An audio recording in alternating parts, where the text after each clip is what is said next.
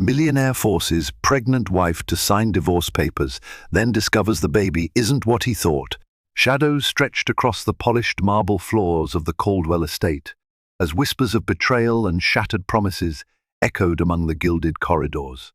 This was no ordinary home, an opulent mansion perched upon the crest of a sun-bathed Californian hill, its very walls heavy with secrets and heartbreak. Here lived Edward Caldwell, a man whose name alone commanded power and influence. But behind the confident smile and expensive suits lay a tempest one about to explode with devastating force. Across town, his pregnant wife Serena anxiously clutched the latest test results in trembling hands. Neither of them suspected how drastically their lives would change by nightfall. Edward Caldwell was the kind of man who collected accolades with the same casual ease most people collected receipts. A self-made millionaire turned mogul, he owned controlling shares in tech startups, luxury real estate developments, and even a chain of exclusive golf resorts. His house in Bel Air, with its lavish infinity pool and unobstructed view of the city lights, told the story of an extraordinary journey of grit, brilliance, and a ruthless dedication to success. Yet for all his extravagance, Edward preferred to position himself as a humble figure who had simply been at the right place at the right time. People in his circle, and even those outside it, knew otherwise. They watched him dominate boardrooms, crush negotiations, and force rivals to kneel before his superior knowledge of markets. In those glistening cityscapes where deals were struck in private jets above the clouds, Edward Caldwell was synonymous with cunning and charm. His wife, Serena Caldwell, was a stark contrast to that headstrong ambition. Raised by a single mother in a modest home in Fresno, she had learned early the value of love, loyalty, and empathy. Her grace emanated from a genuinely kind heart, not from any finishing school. Serena had once been an award-winning dancer in her high school years, scouted by small performance troupes before crossing paths with Edward in a chance encounter. She was volunteering at a charity gala for underprivileged youth. Ironic, considering the event's venue was the illustrious Beverly Hills Hotel, and Edward happened to be the VIP donor. They'd locked eyes, and though their social worlds seemed diametrically opposed, a spark flared that neither could ignore. Soon the tabloids devoured their fairy tale romance. How could a regular girl from a modest background possibly charm the notoriously aloof Edward Caldwell? As it turned out, Serena's warmth was precisely the softness Edward needed after years of transactional, emotionally draining relationships. They married just 6 months after meeting, ignoring every warning sign about haste and disparity in backgrounds. The wedding was a lavish affair at a vineyard in Napa, with high-profile guests that included Elon Musk, David Geffen, and a cameo from fashion mogul Diane von Furstenberg. Serena seemed out of her depth among these power players, but her presence disarmed them. By the end of the night, everyone adored her. For 2 years, life rolled on in relative bliss, at least on the surface. Serena adapted to the social demands of being Miss S. Caldwell, gracefully hosting dinners and adopting the philanthropic causes favored by the city's elite. Edward reveled in his wife's devotion and found a new sense of grounding in her unwavering kindness. But beneath the perfect veneer, tension simmered. The first fracture came when Serena discovered she was pregnant. While she beamed with excitement at the prospect of motherhood, Edward's reaction was less than joyous. He grew distant, tense, and worst of all, cold. It wasn't outright hostility at first, but a visible discomfort that eventually turned into a fervent resistance to fatherhood. In hushed arguments, he would insist that he wasn't ready, that they were too busy, that the child would disrupt everything. From that point forward, day by day, Their once passionate relationship deteriorated. Serena lived in a mansion that often felt more like a lonely fortress than a home. Edward buried himself in new acquisitions and risky venture investments. There were nights he didn't come home. When Serena confronted him, he made excuses of urgent business dinners or emergency flights to Tokyo. Sensing something amiss, Serena sought solace in her circle, her mother, a close cousin named Olivia, and a longtime friend from high school named Cassidy. All of them saw the worry in Serena's eyes and urged her to push for open communication. She tried. Countless times, she sat Edward down after his late returns, attempting to coax out his innermost fears and anxieties about fatherhood. But Edward refused, or perhaps was unable to reveal the storm within him. The more she pressed, the more resentful he became. In time, gentle pleas transformed into bitter exchanges. The tabloids noticed the shifts too. Is billionaire Edward Caldwell headed for Splitsville? One gossip site speculated. Both Edward and Serena were spotted increasingly often at events without each other. Still, the couple displayed outward civility, determined to keep appearances for business associates and for Serena's fragile sense of peace. The next major blow arrived on a mild, sunny afternoon. Serena was nearly 4 months pregnant. She had recently returned from her prenatal checkup with a subtle glow, carrying ultrasound pictures. Each time she looked at that tiny life, taking shape, tears of awe sprang to her eyes. She believed that once Edward actually saw the ultrasound, once he heard the whooshing heartbeat, he'd realize how precious this moment truly was. After all, how could something so pure and miraculous not melt away his fears? But that morning, Edward was in an uncharacteristically sour mood. An important business deal had collapsed in Hong Kong. The stock price of one of his ventures had dropped overnight due to a scandal involving misappropriated funds. When Serena approached him in his study, beaming with maternal pride, he scarcely lifted his gaze from the stock monitors blinking across the curved screens on his desk. "You're interrupting," Edward said flatly. Serena steadied her voice, reminding herself that she loved this man. "I'm just excited to share the photos," she said, holding out the ultrasound prints. "Our baby is healthy. Look, you can see the little hands." Edward snatched the ultrasound pictures without enthusiasm, gave them a cursory glance, then dropped them onto the desk. "Great," he muttered, his focus fixed on the downward trending stocks. "Listen, I need to focus on limiting the damage from this meltdown. I promise I'll look at these later." A stinging disappointment twisted Serena's stomach. "Edward," she asked, swallowing the lump in her throat, "don't you want this child?" "You're barely paying attention." He pressed his lips into a thin line. "I told you from the start, Serena. I wasn't ready. Why didn't we wait a few more years before we had a baby? I have too much on my plate right now." "This is not the right time," her voice quivered. "We didn't plan it, but the baby's coming. I thought, maybe you'd eventually be happy." Edward's face contorted. He was a successful man, but fatherhood threatened to upend the system he'd built his meticulously curated life of expansions, takeovers, and unstoppable ambition. He had no desire to be tethered by a child, let alone the emotional or logistical demands that fatherhood entailed. The conversation spiraled into an argument, bitter words flung across the room with reckless abandon. They parted with no resolution in sight. In the weeks that followed, Edward grew colder and more distant. He began sleeping in the guest wing, a horrifying development in Serena's eyes.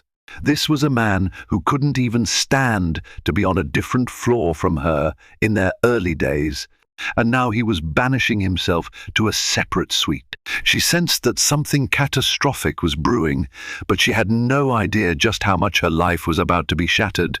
It was late, one night past 1:00 a.m., when Serena, half asleep, heard the faint rustle of papers. She stepped out of her room to find Edward pacing in the hallway, holding a document. A glimmer of guilt crossed his face when he noticed her. He clutched the papers behind his back. "What's that?"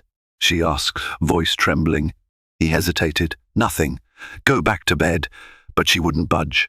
Realizing he couldn't hide it any longer, he handed her a folder stamped with the logo of a prestigious law firm in downtown Los Angeles. The papers inside bore the title, Petition for Dissolution of Marriage, Divorce Papers. The words blur in Serena's vision. Her heartbeat hammered in her ears as she read. Edward had already signed. His demands were enumerated in cold, legal language. Assets, custody details, though unbelievably. He wanted zero custody of the unborn child alimony limits, confidentiality clauses, and a gag order that prevented her from sharing personal or damaging details about their marriage. The document was horrifyingly thorough, leaving Serena with precious little. If you sign these now, Edward said, forcing his voice to remain even, I'll make sure you're financially secure. You can keep the townhouse in Pasadena, the car, and a settlement. It's more than generous, Serena. Generous, she spat, tears brimming. She was trembling, hands gripping the pages. You want me to sign away our marriage, my dignity, and you don't even want custody of our baby? Edward, how can you be so cruel? He steeled his gaze, trying to mask the flicker of pain that crossed his features. You know me, Serena. I don't mince words. This is the best way forward before things get more complicated. She shook her head in disbelief. I believed you loved me. He lifted his chin, eyes glassy. I did. With that, he walked away, leaving her in the corridor clutching the final blow to their relationship. She felt her entire world crumble, her love, her hopes, her illusions about the man she thought she knew. She dropped to her knees and wept. In the days that followed, Serena didn't sign. She couldn't. Every time she tried to bring herself to pick up the pen, a wave of sorrow crashed over her. She was pregnant, and beneath her hands she could sometimes feel the faint fluttering of the baby's movements, each one an urgent reminder of the life growing within her. Edward's patience wore thin. He called an army of lawyers who bombarded Serena with calls, emails, and legal notices. They pressed her to attend meetings, to sign the papers, to close the matter as amicably as possible. Each time, Serena either ignored them or responded through her newly hired attorney, a kind but overworked public defender recommended by Cassidy. Money was tight for Serena. She had some personal savings, but most of it was overshadowed by the massive wealth Edward wielded. She dreaded each new letter that arrived. Between her heartbreak, the unrelenting legal harassment, and the pressure of the pregnancy, Serena's health began to suffer. On one harrowing morning, she experienced severe abdominal pain. Her mother rushed her to the ER, terrified that the stress was harming the baby. The doctors recommended extended rest, warning that her blood pressure was rising dangerously. Cassidy offered her spare room in a more modest neighborhood away from Bel Air's stifling environment. Serena grabbed the lifeline, leaving the grand estate with tears in her eyes, uncertain if she'd ever return. In the meantime, Edward told himself he was doing the right thing. He told himself that he had no choice, that fatherhood would derail his ambitions, and that Serena, no matter how kind she was, had become an unintentional obstacle. He convinced himself that setting her free now, before the child was born, would make things cleaner. No messy custody battles, no drawn-out arguments about paternal rights. A quick, surgical end to a marriage that he now saw as a mistake, yet something ate at him from the inside. He found himself restless at night, plagued by nightmares he couldn't quite remember. In the hush of his empty master suite, he would sometimes recall the early days of their marriage, how, on their honeymoon in Bora Bora, Serena had jumped into the azure waters to show off her amateur snorkeling skills. How they'd laughed at silly, inside jokes no one else understood. How her laughter had become his favorite sound. But then morning came, and with it, the crushing responsibility of maintaining his empire. He stuffed down whatever guilt he felt and pressed onward. On the day of the official divorce hearing, Serena walked into the downtown Point La courthouse, looking small and defeated. Her baby bump was evident now she was nearly 6 months along. Edward was already seated, flanked by his high-powered legal team. Their eyes met for a brief moment. Hers brimmed with sorrow, his was stone cold. "What do you hope to gain by fighting this?" Edward asked in a low voice, as the lawyers conferred with each other, checking and rechecking the documentation. Serena took a trembling breath. "I'm not fighting this because I want your money. I don't understand how you can walk away so easily. This is your child, Edward. Our child." He shrugged, trying not to look at her belly. "I told you, I'm not ready. Let's not drag this out." "Sign the papers." Her eyes flitted from his face to the stack of documents. She felt dizzy, heart pounding, tears threatening to surface again. But a single, desperate question lingered in her mind. Why would he not even consider the child? Why was he so adamant about washing his hands of his own bloodline? Before she could speak, the judge called the session to order. There was little in the way of drama. Edward's legal team had arrived with every angle covered, every loophole sealed.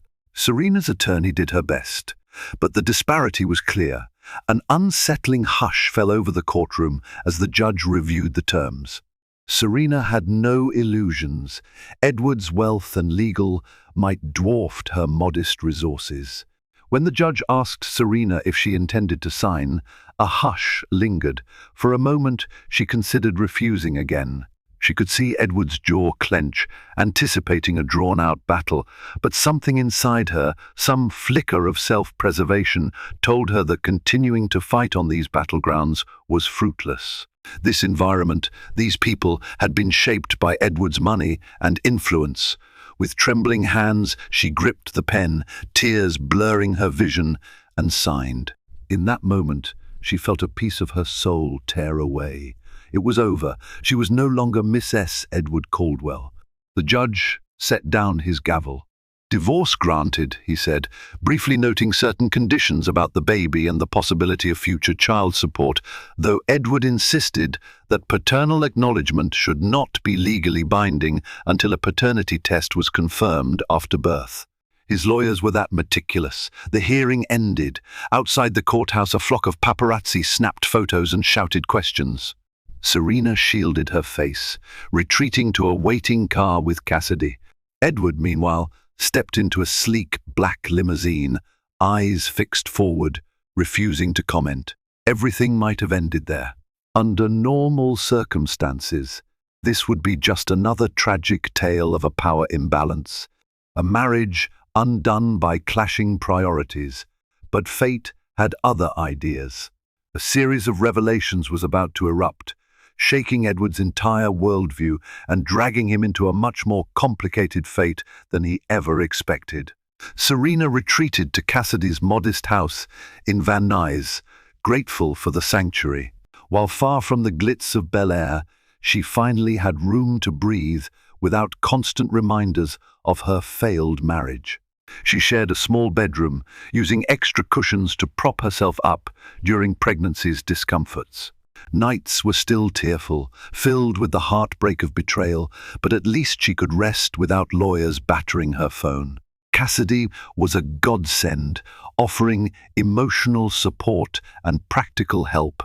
She accompanied Serena to prenatal checkups, stocked the kitchen with healthy foods, and even arranged a baby shower in the living room.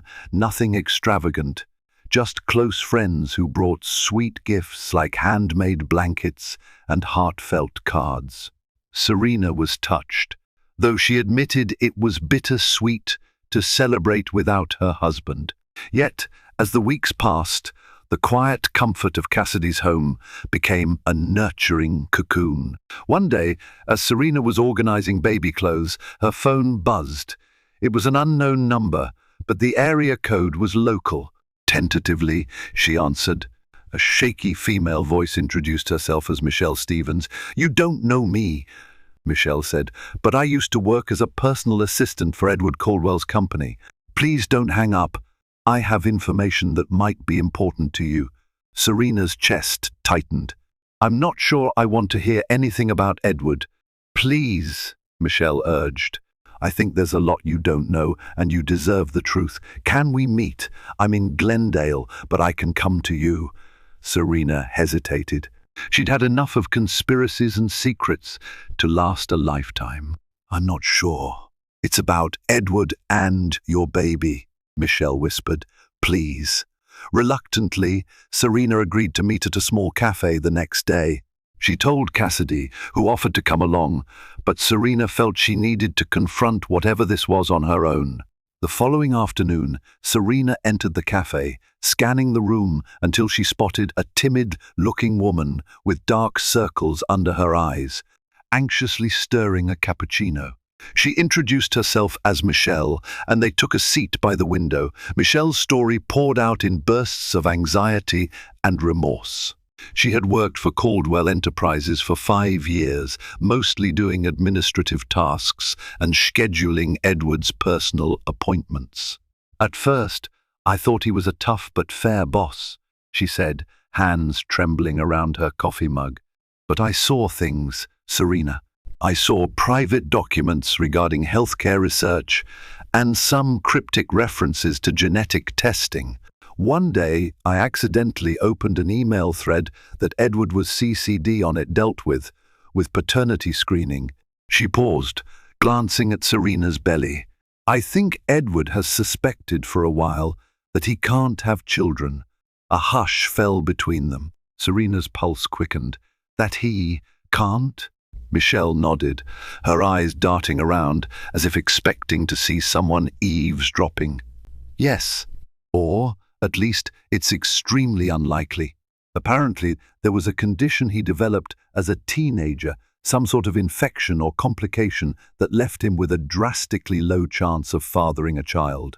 I saw references to test results that suggested his sperm count was nearly negligible." The pieces began to align in Serena's mind. Edward's coldness, his flat-out refusal to acknowledge the baby, his insistence on disclaiming legal paternity. Could it be that he believed this child wasn't his? I had no idea," Serena whispered, a wave of empathy flooding her. "He never told me anything." Michelle shook her head. "He was secretive about it. I only stumbled on it by accident. Then, during the last year, I noticed he became increasingly paranoid about your pregnancy. He had phone calls with specialists.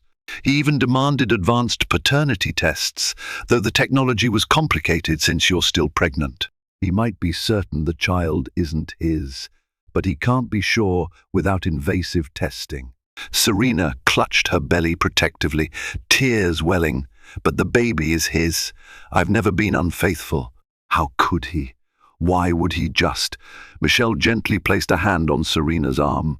"He doesn't believe it, and his ego won't allow him to discuss his fertility problem openly. So he took the easiest way out: divorce. He believed you'd eventually be exposed as unfaithful, that the baby's father must be someone else." Shock and pain mixed with an odd sense of validation. Edward's behavior now had an explanation, albeit a cruel one. Serena's heartbreak deepened, but at the same time, she felt a surge of anger. How dare he cast her aside, labeling her a liar without ever speaking the truth to her. Michelle looked down, remorse etched on her features. "I'm sorry I didn't come forward sooner, but I lost my job, and I was afraid of retaliation. Edward has powerful connections. I only decided to risk it now because I felt guilty. You're pregnant and alone, and this is just wrong." Tears rolled down Serena's cheeks. Despite everything Edward had done, part of her still loved the man she once knew, the man who had held her in his arms and shared dreams of a bright future. That man was overshadowed now by the vindictive stranger who had forced a divorce. But hearing the truth also ignited a spark of indignation and perhaps a sliver of hope. If Edward understood the baby truly could be his, Maybe he would think twice about abandoning them. But would she even want him back after all he'd done? Michelle slid a small USB drive across the table. These are copies of the emails and some documents I downloaded before I left. Use them however you want, but please be careful. Edward's legal team won't hesitate to bury you in lawsuits if they suspect you leaked this information. But you deserve to know. Serena thanked Michelle, her heart heavy with conflicting emotions. She left the cafe in a daze, uncertain of how this new revelation would change her path or Edward's. Back at Cassidy's house, Serena examined the documents on the USB drive. With Cassidy's help, she read through emails discussing Edward's past medical tests, specialists' notes about fertility, and genetic screening results. The language was technical, but the gist was clear. Edward had a significant likelihood of infertility. In repeated correspondences with top-tier doctors, the results remained consistent. There were disclaimers that natural conception cannot be entirely ruled out, but the chances were described as exceedingly slim. Serena wanted to scream. She recalled the nights Edward had grown silent whenever talk of having children arose.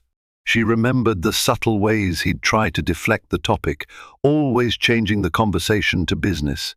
It wasn't merely a disinterest in fatherhood. He was convinced he couldn't have children.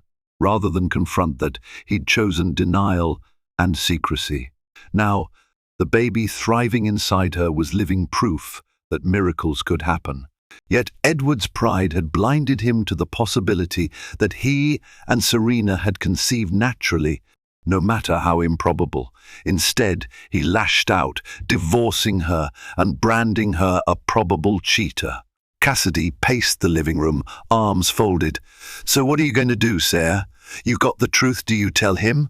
Serena sighed, stroking her belly. "I'm torn. Part of me wants to walk away and never see him again.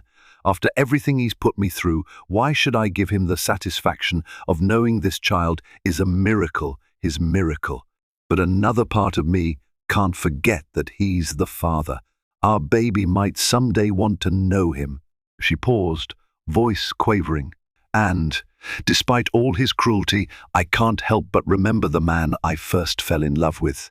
Cassidy nodded grimly. "I get it. But going back to him, or letting him off the hook, won't be easy. He'd probably accuse you of forging documents or something."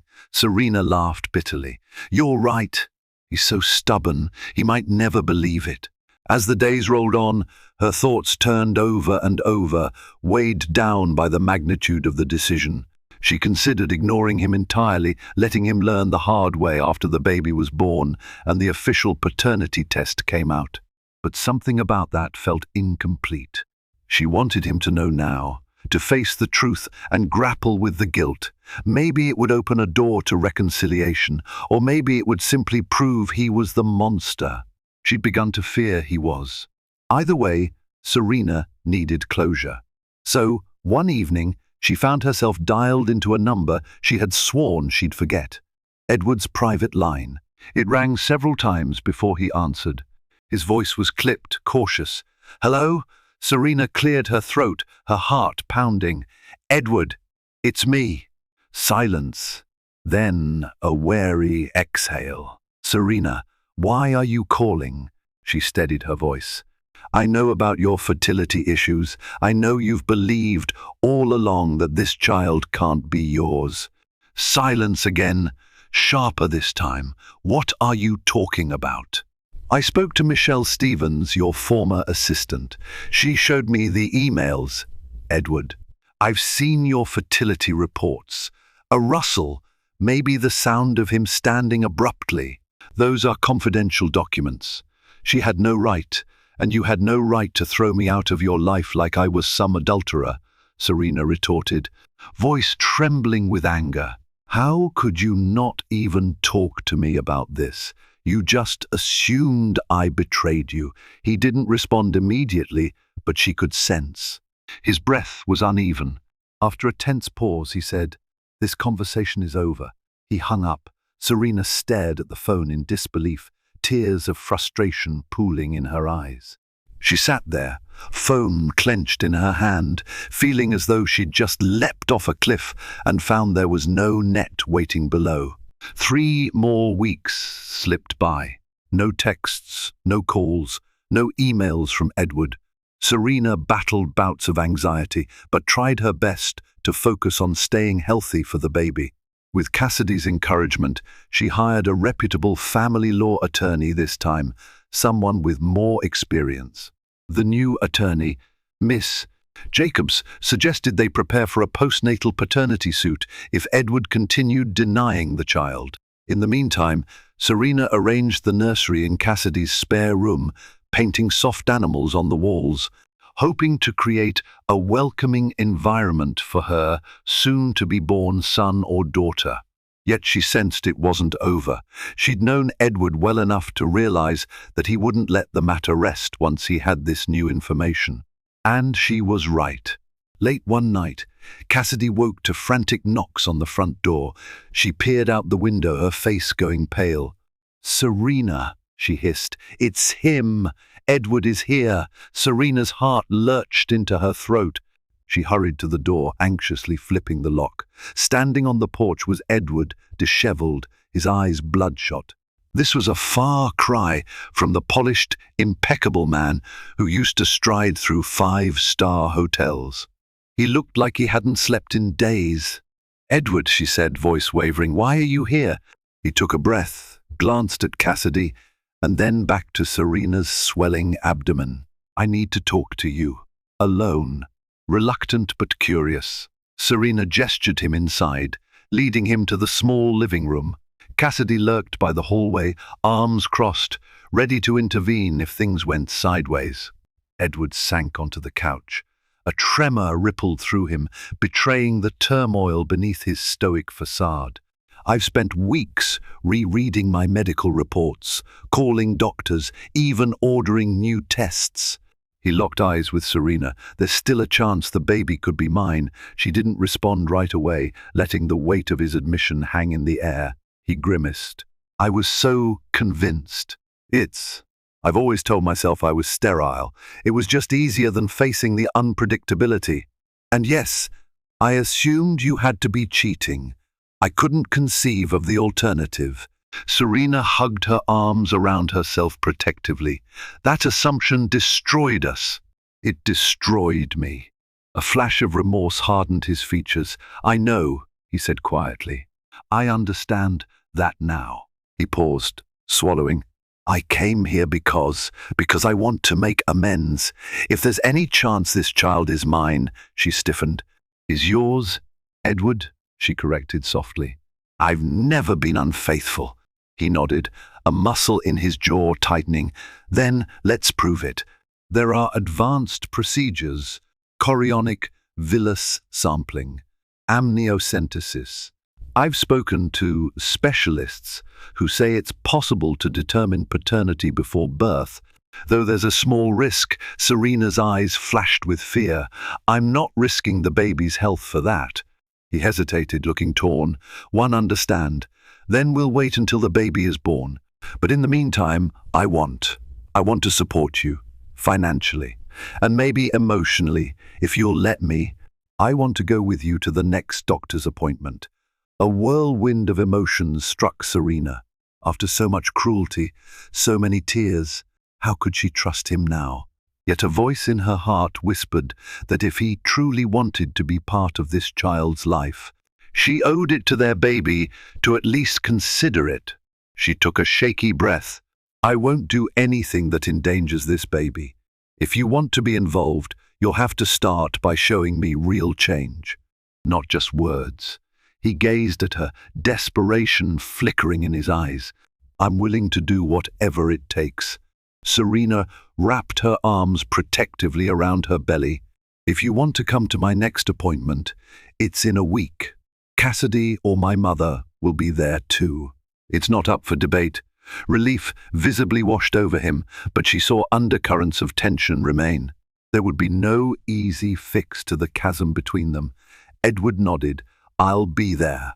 True to his word, Edward arrived at the next prenatal appointment. He waited in the lobby, awkward and fidgety, while Serena and her mother talked quietly. When the ultrasound technician called them in, Edward's face was a mask of apprehension.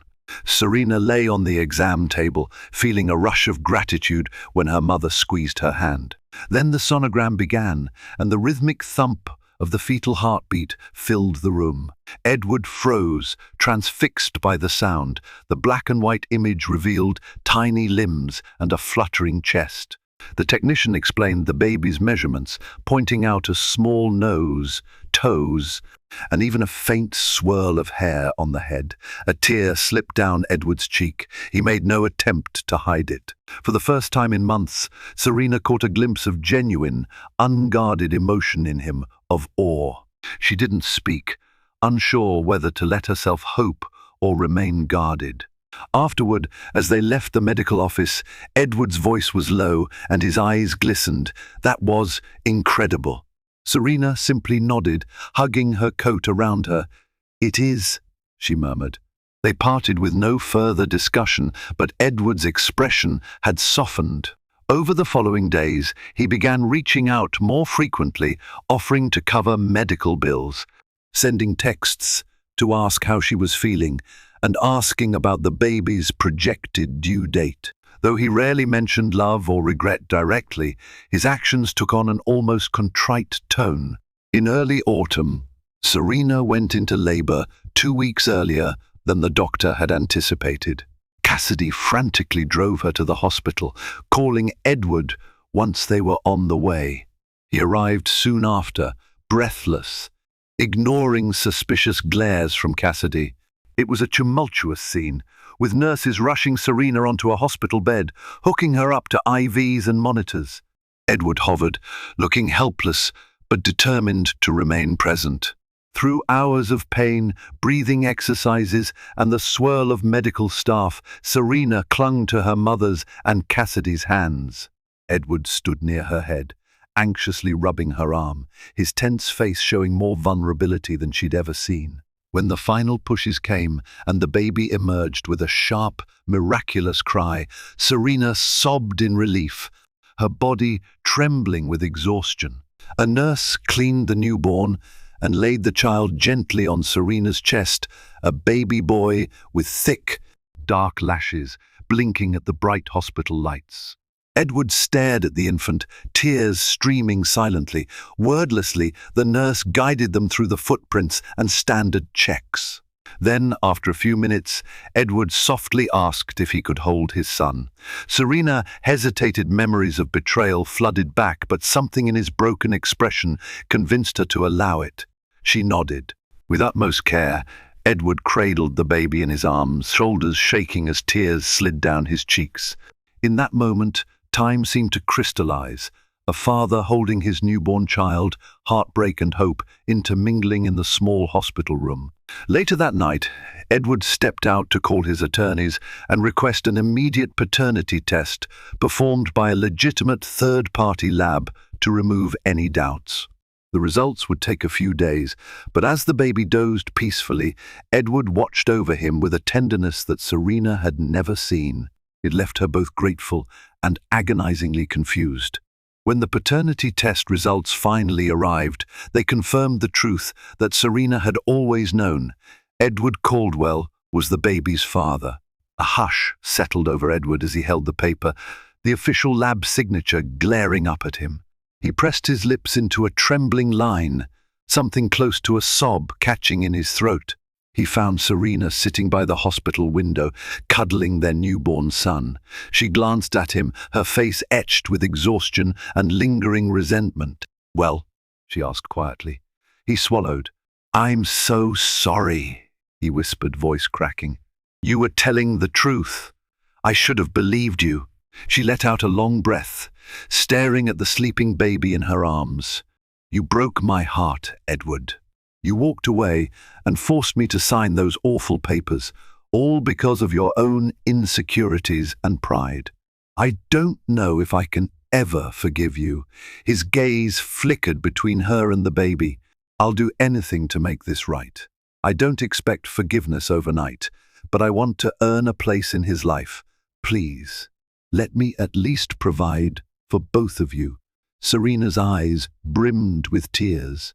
She was no longer the timid woman afraid of confrontation. The ordeal had steeled her. Yet she felt the baby shift in her arms, and with him came the innate desire to give her child a chance to know his father. Still, opening that door meant opening the wound of her shattered marriage. She looked up at Edward, voice trembling. "It's not just about money, Edward. It's about trust, respect, honesty, things you destroyed. If we try to fix this, it won't be easy, and it won't just be on your terms." He knelt beside her, taking her free hand in his. "I understand. I'll do everything you ask. I'll go to counseling. I'll sign any post-nup you want. I can't live with myself knowing I abandoned my own child." She held his gaze for a long moment. At last, she sighed, tears trailing down her cheeks.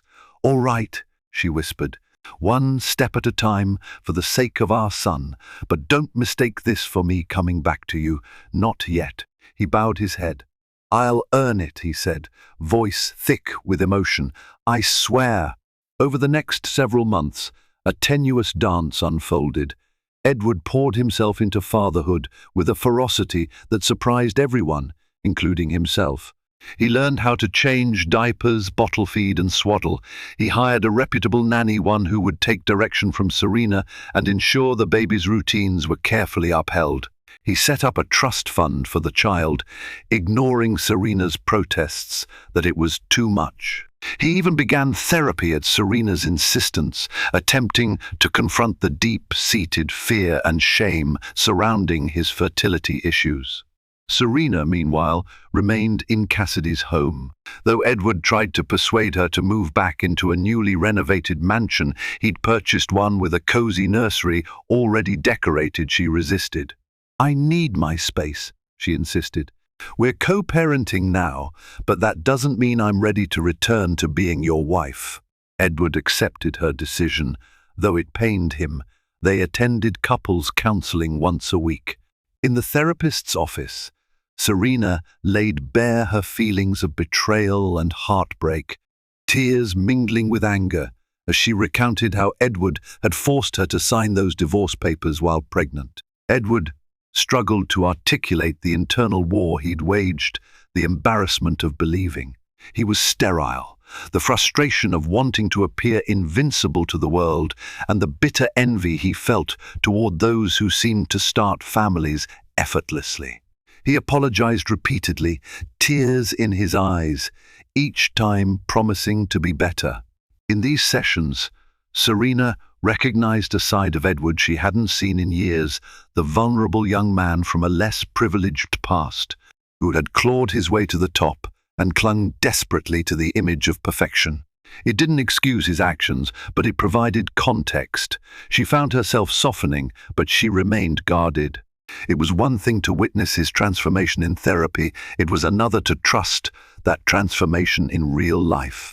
And then there was the baby, Oliver Caldwell, whose birth certificate listed Edward as the father. Oliver became the gravitational center of their world. Both parents adored him with a fierce devotion. Each time Edward gazed into Oliver's hazel eyes, a pang of regret and gratitude shot through him. This little life, which he had once tried to disavow, was now his greatest treasure. Neighbors gossiped. Tabloids speculated. They sniffed a potential story in Edward's abrupt pivot from divorcing his pregnant wife to doting father. But he kept a low profile, refusing interviews, insisting that this was a personal journey. He cut ties with unscrupulous PR managers who tried to spin his renewed family involvement into a redemption narrative for press coverage. Edward, for once, was doing something that wasn't about controlling the narrative or climbing the social ladder. He wanted to be a father, to correct his mistake. Months turned into a year. Oliver celebrated his first birthday in a small park near Cassidy's home. Balloons and laughter floated in the spring air, with only close friends and a few family members in attendance. Edward, beaming with pride, held Oliver steady as the baby attempted wobbly steps across the grass. Serena stood by, a hint of a smile on her lips. She appreciated Edward's effort, but the memory of signing divorce papers while pregnant had not faded from her mind or her heart. One evening after the party, Edward lingered outside Cassidy's house as Serena tucked Oliver into his crib. When she emerged, he cleared his throat nervously. "I've been thinking," Edward said softly, glancing at the warm glow of the nursery nightlight, "about us." Serena stiffened slightly. "I know," she said, arms folded. "You've been hinting at it for months." He took a slow breath. "I'd like to ask if we could try couples counseling again, or maybe go on a date, just the two of us. I want us to see if we can truly heal." She regarded him with eyes that had seen too much heartbreak. But she also saw the man who had been there for every doctor's appointment since Oliver's birth, who had changed his entire schedule to accommodate fatherhood, and who showed genuine remorse for past actions. "I'm open to giving us a chance," she said quietly, "but only if we take it slow. I won't rush into living under the same roof. I won't pretend everything is okay." He placed a hand over his chest. "I understand." Edward and Serena embarked on a cautious, winding path of reconciliation. They continued therapy, delving deeper into the root causes of Edward's panic and self-sabotage, as well as Serena's lingering fears. Slowly, they allowed themselves to enjoy each other's company outside of therapy sessions, coffee dates, walks with Oliver in the stroller, even a dinner at the restaurant where they'd had their first date. For Edward, each day was a lesson in vulnerability. He'd always believed that revealing weakness was a liability in the cutthroat world of business. But Serena was not a business venture, and Oliver was not a commodity. If Edward wanted to be a true husband and father, he had to discard the armor he'd so painstakingly built. For Serena, the journey meant learning to trust him again, step by step. Every time Edward showed up on time for Oliver, every time he admitted his own mistakes in counseling, every time he calmly listened to her anger, instead of getting defensive, she felt another layer of her scarred heart begin to loosen. Still, there were setbacks. Sometimes Edward's old habits, impulsiveness, the need for control surfaced during heated arguments. Sometimes Serena withdrew, triggered by a fleeting memory of betrayal. But they persisted. 3 steps forward, 2 steps back. One night, nearly 2 years after Oliver's birth, Edward mustered his courage and invited Serena to a special dinner, just the two of them. He arrived at Cassidy's house, wearing a simple blazer, and asked if he could drive her. Intrigued, she agreed, leaving Oliver with Cassidy. He took her to the Beverly Hills Hotel, the same place where they'd first encountered each other at that charity gala. The place glowed with soft, elegant lighting. At a private table adorned with candles, Edward let out a nervous laugh. "I know we're not big on showy gestures anymore, but this location felt significant." Serena smiled faintly. She remembered how naive they had both been, how they had laughed and danced, oblivious to the storms that lay ahead. They spoke about the past, about how far they'd come since that night, about the illusions they'd both harbored. Their conversation flowed freely, marked by the depth of shared history. After dessert, Edward reached under the table and pulled out a small velvet box. Serena's breath caught in her throat. "I'm not presuming we can erase what happened," Edward began, voice low and trembling. "I know I forced a divorce on you. I know I hurt you in ways I can't fully mend. But I also know that what we have now is a different kind of bond, one forged by trials and a deeper understanding of each other. Serena, will you marry me again? This time, without secrets, without pride, without fear. I'll understand if you say no or if you need time, but I had to ask." Tears welled in Serena's eyes. She stared at the ring, a simple design, more elegant than ostentatious, reflecting the shift in Edward's values.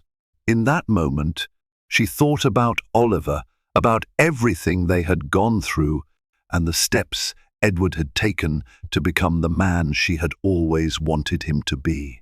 Her answer emerged from the place in her heart that still believed in second chances. "Yes," she whispered, tears sliding down her cheeks. "Let's do it right this time." The second wedding was nothing like the first. Instead of an extravagant vineyard ceremony attended by celebrities, they opted for a small garden behind Serena's childhood church. Only close family and a handful of friends were invited. Cassidy served as maid of honor, while Edward's former business partner, a longtime friend who had stood by him even during his downfall in the tabloids, served as best man. Oliver was the ring-bearer, toddling down the aisle with a pillow in hand, drawing coos and laughter from the small gathering. As they exchanged vows, Edward's voice trembled with sincerity. "I once believed I had to be perfect, to hide my wounds and mistakes, to be worthy of love. But you taught me that true love endures even the darkest storms. I vow to respect, cherish, and trust you every day."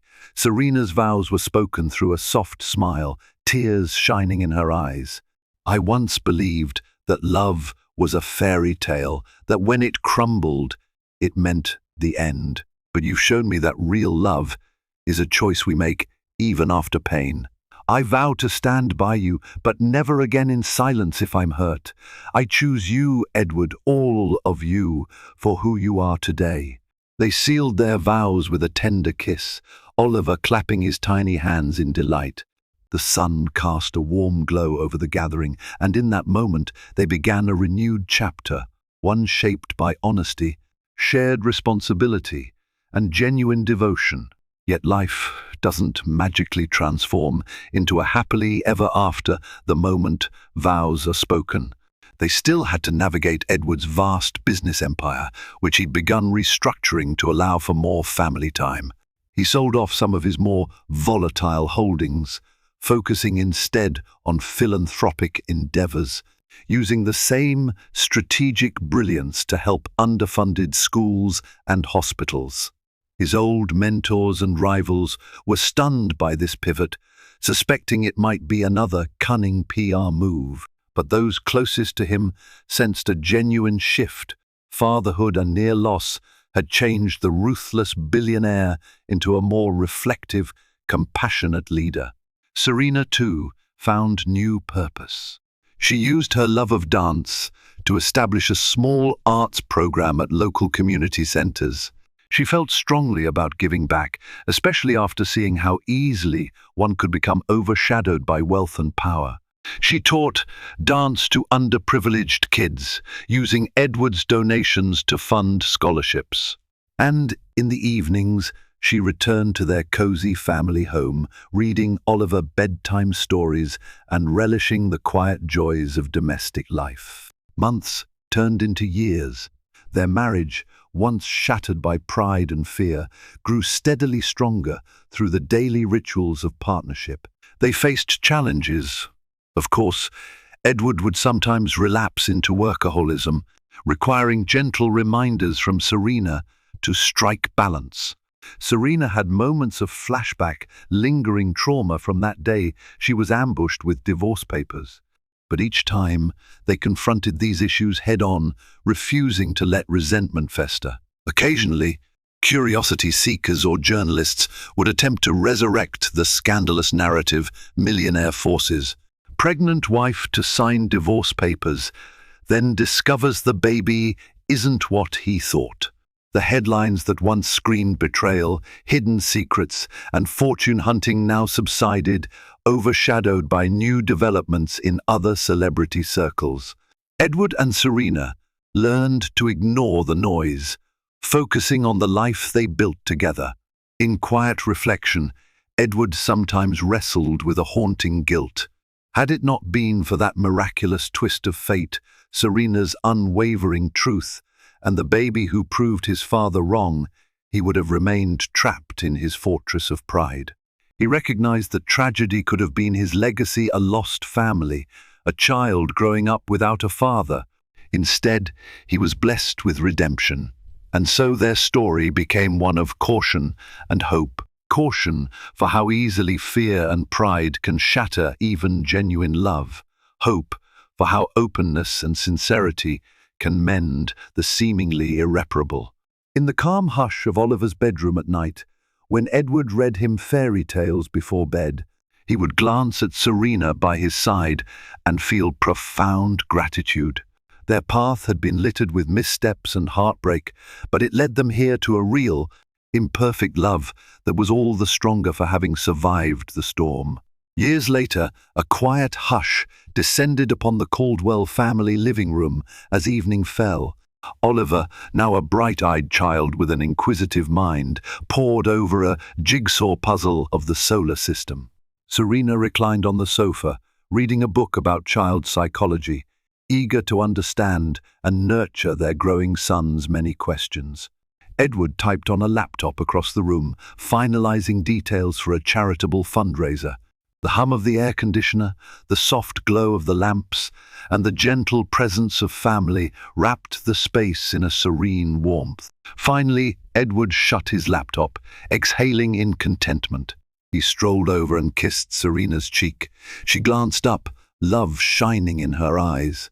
Neither had forgotten the tumultuous journey that preceded these peaceful days. Each had scars, Serena's from heartbreak, Edward's from guilt, but their love was stronger now, forged by adversity, shaped by honesty. A ding from Edward's phone broke the silence. He checked the screen and chuckled. The La Times wants an interview about our foundation's recent projects. They also want a family perspective. They think you and Oliver should be included. Serena raised an eyebrow. Are you sure you're ready for that? You've never been big on mixing private life with public image. He smiled softly. Actually, I think it's time we share a bit of our story, not the salacious bits that the tabloids once devoured, but the growth, the lessons we learned. Maybe it'll inspire someone else. Serena's eyes flickered with warmth. If we can help even one couple realize that honesty and communication can save them from heartbreak, it might be worth it. Oliver called out from his puzzle. Mommy, Daddy, come help me find Neptune. They joined him on the floor, each guiding his tiny hands to the appropriate puzzle pieces. Edward couldn't help but marvel at how different his life had become. He no longer measured success solely by stock portfolios and property acquisitions, but by these intimate, irreplaceable moments. He knelt beside his wife and child, grateful beyond measure. Edward Caldwell had once been a man who forced his pregnant wife to sign divorce papers. He had walked a path of arrogance, fear, and pride. But in discovering that the baby was, indeed, his child, and in facing the truth of his own insecurities, he found redemption, a second chance at love, and a deeper purpose than he'd ever known.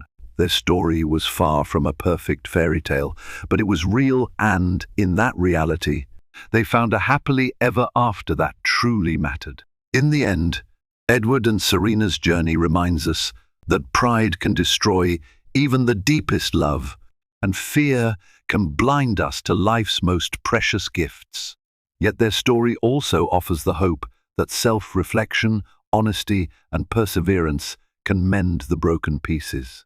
They moved beyond the scandalous headlines of Millionaire forces pregnant wife to sign divorce papers, then discovers the baby isn't what he thought, growing stronger in the process. If their tale resonates with you, if you've ever questioned the power of forgiveness or felt captive to your fears, then let this serve as a testament that redemption is possible. Life's greatest miracles often appear in unexpected ways, and love's true beauty is revealed when two people are willing to face their darkest truths together. If you found value in this story, don't forget to like, share, and subscribe so that more people can discover it. Your support keeps these heartfelt tales alive.